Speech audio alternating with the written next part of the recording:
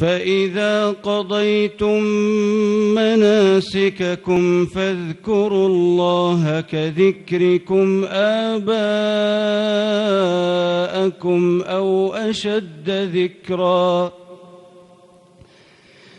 فمن الناس من يقول ربنا آتنا في الدنيا وما له في الآخرة من خلاق ومنهم من يقول ربنا آتنا في الدنيا حسنة وفي الآخرة حسنة ربنا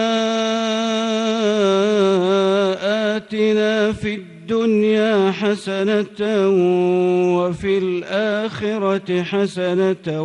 وقنا عذاب النار أولئك لهم نصيب مما كسبوا والله سريع الحساب واذكروا الله في أيام معدودات فمن تعجل في يومين فلا إثم عليه ومن تأخر فلا إثم عليه لمن اتقى